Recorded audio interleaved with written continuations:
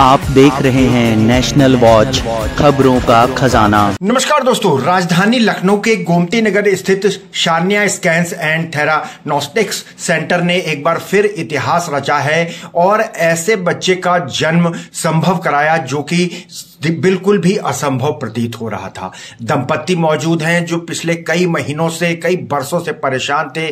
घर में एक किलकारी नहीं गूंज रही थी और उसके साथ साथ यहां पर मौजूद हैं डॉक्टर्स जिनसे हम बातचीत करेंगे, इस पूरे मामले की जानकारी लेंगे। डॉक्टर अदिति अग्रवाल मौजूद है जिन्होंने सफलतापूर्वक इस प्रसव को कराया है और साथ ही एमडी और सीईओ डॉक्टर नरवेश कुमार भी यहां मौजूद हैं जिनकी देख रेख में एक बार फिर इस सेंटर ने इतिहास रचा है। तो क्या था मामला, ये भी आपको बताएंगे क्योंकि गर्भ में 2 जुड़वा बच्चे थे और दोनों बच्चे एक ही नाव से कनेक्ट थे। फिर क्या हुआ, आइए आपको दिखाते हैं। आप सभी को नमस्ते, मेरा नाम मिथिलेश है और मैं बरेली का रहने वाला हूँ। अभी लखनऊ में जॉब करता हूँ। इससे पहले मेरी वाइफ को 5 मिसकैरेज हुए थे। इसमें बहुत क्रिटिकल इश्यूज रहे थे, ट्रीटमेंट चल रहा था अलग अलग जगह। तो यहाँ पर लखनऊ में भी मैंने दिखाया, जब मेरा ट्रांसफर हुआ तो मैंने जब प्रेगनेंसी कंसीव हुई तो यहाँ पर दिखाया डॉक्टर को। एक ट्रीटमेंट चल रहा था डॉक्टर मानसी डिंग का। तो प्रेगनेंसी कंसीव हुई तो उसमें एक केस आया था कि ट्विंस थे और उसमें एक ही नाल से 2 बेबी थे, जिसमें एक बेबी तो ठीक था। जब अल्ट्रासाउंड कराया था, जो दूसरा तीसरा अल्ट्रासाउंड हुआ था, उसमें क्लियर हुआ था कि पहले में तो क्लियर हो गया था ट्विंस है, लेकिन थर्ड में क्लियर हुआ कि जो दूसरा बेबी है वो डेवलप नहीं हो रहा है, उसका माइंड डेवलप नहीं हो रहा है। तो उन्होंने मैम ने मेरे को रेफर किया था मैम के पास, डॉक्टर अदिति मैम के पास में। तो फिर ट्रीटमेंट किया, उन्होंने बताया, जो टेक्निक बताई थी लेजर, उसके बारे में मैंने तो कभी सुना नहीं था। और जब बताया था तो मेरे को लगा था कि बहुत टिपिकल है, दिक्कतें होंगी। और चूंकि मध्यम वर्ग से हूँ तो थोड़े को मेरे को कॉस्टली भी लगा, लेकिन मैंने फिर डिसीजन लिया था कि हाँ, इतने सारे इश्यूज हुए हैं, 5 मिसकैरेज हुए हैं, छठा है, तो मेरा एक ऑप्शन ये था, प्रायोरिटी उसको थी कि मैं इसको अवॉइड करा देता हूँ, नेक्स्ट देखेंगे।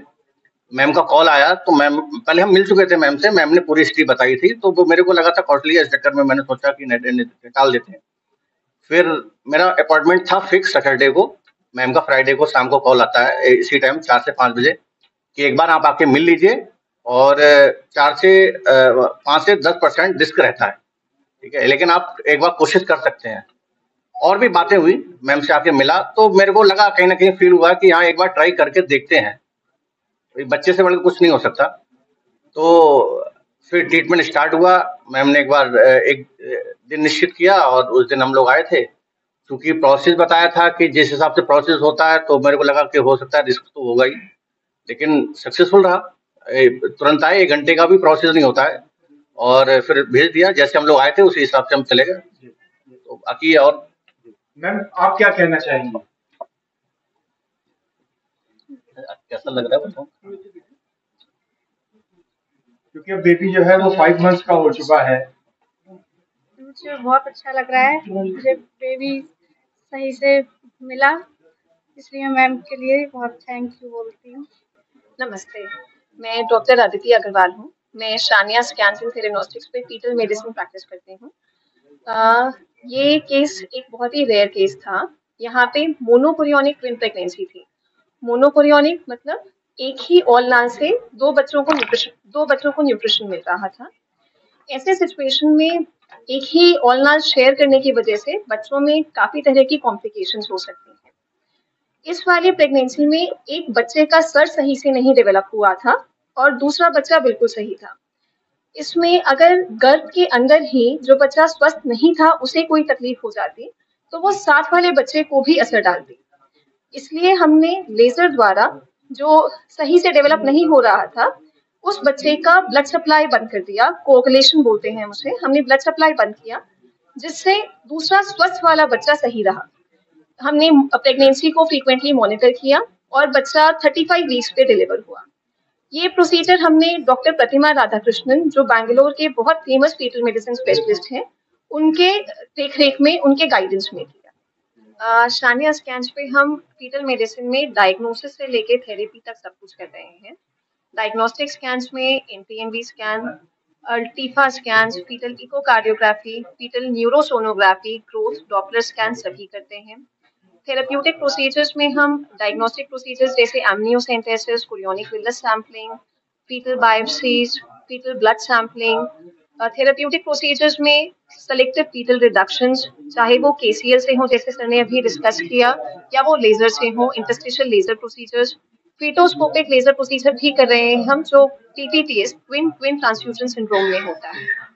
नमस्कार, मैं doctor Narvesh Kumar, MD and CEO Sanya scans and theranostics. Sanya scan and theranostics की शुरू से ही एक पहल रही है कि हम लोग हमेशा ऐसा काम करने की कोशिश करते हैं जो कि काफी डिफिकल्ट माने जाते थे लखनऊ शहर के अंदर, कि यहाँ पे नहीं हो पाएंगे या इसके लिए हमें किसी दिल्ली या मुंबई जाना पड़ेगा। तो जैसे हम इस केस को अगर लेते हैं तो डॉक्टर अदिति अग्रवाल हमारे साथ हैं, हमारी फीटल मेडिसिन स्पेशलिस्ट हैं, और ये इस समय शहर के अंदर या कहें प्रदेश के अंदर बहुत ही मुकम्मल काम कर रही हैं अपनी फीटल मेडिसिन के क्षेत्र में। यह जो बच्चा था, ये बच्चा बहुत ही यूनिक एक केस था जिसमें कि मोनोकोरिनिक बेबी था। एक ही नाल से 2 बच्चों को सप्लाई जा रही थी, एक बच्चा डेवलप नहीं हो पा रहा था। तो अब ये प्रश्न था कि एक बच्चे को बचाया जाए और एक बच्चे को खत्म किया जाए। अब उसको क्या होता है कि यूजुअली हम लोग क्या करते हैं, केमिकल आता है, इसको केसीएल बोलते हैं, उसको हम नाल में डालते हैं, जिस बच्चे को हटाना होता है उसकी नाल में डाल देते हैं, जिससे कि वो बच्चा अपने आप ही खत्म हो जाता है। लेकिन यहाँ पे दिक्कत क्या थी कि एक ही नाल से दोनों की सप्लाई थी, अगर हम उसमें केसीएल को डालते तो दोनों बच्चों को ही खतरा हो जाता है। तो सबसे बड़ा चैलेंज यही था कि ऐसा क्या करें जिससे कि एक बच्चा बचा रहे और दूसरे बच्चे की हम ब्लड सप्लाई को रोक दें। तो उसके लिए डॉक्टर साहब ने अपना प्रयास किया और अपना एक इनका जो अपना स्पेशलाइजेशन है उसको लेते हुए इन्होंने चूज किया कि लेजर विधि से इसको हम करेंगे। लेजर विधि हम लोगों ने प्रदेश में पहली बार की है। अभी तक इस विधि के द्वारा किसी भी संस्थान में, चाहे वो प्राइवेट में कॉर्पोरेट हॉस्पिटल हो या फिर कोई सरकारी संस्थान हो, किसी भी संस्थान में इस विधि के द्वारा ये प्रक्रिया नहीं हुई थी। लेजर के द्वारा बड़े ही सिंपल तरीके से जो बच्चा हमें हटाना था उसकी जो ब्लड सप्लाई थी उसको हमने कोगुलेट कर दिया, जिससे कि उसकी सप्लाई उसकी बंद हो गई, और जो हेल्दी बच्चा है उसकी सप्लाई कंटिन्यू रही और वो फिर 35 वीक पे जाकर डिलीवर हो गया। तो ये एक उदाहरण है। इसके अलावा भी किसी भी प्रकार का फीटल मेडिसिन का कोई भी प्रोसीजर होगा वो सान्या स्कैन्स पे उपलब्ध है, चाहे वो फिटोस्कोपी हो या कोई भी अन्य प्रोसीजर, वो सारे हमारे पास उपलब्ध है। सान्या स्कैन हमने 1-1.5 साल पहले शुरू किया था और हम सबकी पहल ये थी कि सान्या स्कैन में कुछ ऐसी जांचें, इलाज उपलब्ध कराए जाएं जो कि आसानी से उपलब्ध नहीं थे। उसी प्रक्रिया में जो अभी केस डिस्कस हुआ वो हुआ है। इसके अलावा सान्या स्कैन पे जो सुविधाएं उपलब्ध हैं उनमें प्रमुखतः सुविधाएं हैं थेरानोस्टिक्स। थेरानोस्टिक मतलब होता है थेरेपी प्लस डायग्नोस्टिक। अगर हम करते हैं न्यूक्लियो मेडिसिन का एक ये चिकित्सा विधि है, इसमें हम लोग high dose iodine therapy, PSMA therapy, lutetium therapy, जो शायद आप लोगों ने इनके नाम बहुत कम सुने होंगे क्योंकि ये बहुत कम उपलब्ध हैं प्रदेश में अभी, वो सारी सुविधाएं हमारे पास उपलब्ध हैं। उसके बाद अगर रेडियोलॉजी की बात करें तो किसी प्रकार का इंटरवेंशन हो, जैसे पिछले हफ्ते हमने यहाँ पे आरएफए किया है, रेडियो फ्रिक्वेंसी एब्लेशन किया है, जो कि अभी तक एसजीपीआई या ऐसे ही किसी बड़े अस्पताल में ही उपलब्ध था, जो कि किसी भी छोटे अस्पताल में उपलब्ध नहीं था, और हमने उसको सक्सेसफुली यहाँ परफॉर्म किया। उसके अलावा हम लोगों ने लास्ट मंथ एक और प्रोसीजर किया जिसको हम लोग बोलते हैं कि internalisation of the catheter in CBD, common bile duct, तो वो भी हमने सक्सेसफुली यहाँ कंप्लीट किया। तो हम लोगों का लगातार ये प्रयास है कि कम कीमत पे एक आम जनता को वो सारी सुविधाएं दी जाए जो कोई कॉर्पोरेट या कोई बड़ा अस्पताल देता है, और सान्या स्कैन इसके लिए हमेशा कटिबद्ध रहेगा और अपने जो हमारी कटिबद्धता है उसके लिए हम लगातार निरंतर प्रयास करते रहेंगे और आगे ही ऐसे प्रोसीजर करते रहेंगे। तो दोस्तों देखा आपने किस तरीके से सान्या स्कैन्स ने जो गर्भ में जुड़वा बच्चे थे और उसमें से जो स्वस्थ बच्चा था उसके जन्म को किस तरीके से संभव बनाया। ये अति जटिल सर्जरी थी और इस तरीके के अत्याधुनिक उपचार अब लखनऊ में भी मौजूद हैं, जिसकी पूरा राहत का फायदा न केवल उत्तर प्रदेश को मिलेगा बल्कि आसपास के प्रदेशों को और विदेशी देश, हमारे साथी नेपाल तक के जो निवासी हैं उनको भी फायदा मिलेगा। दोस्तों स्वास्थ्य से जुड़ी ऐसी ही महत्वपूर्ण खबरें लगातार देखते रहिए और लगातार बने रहिए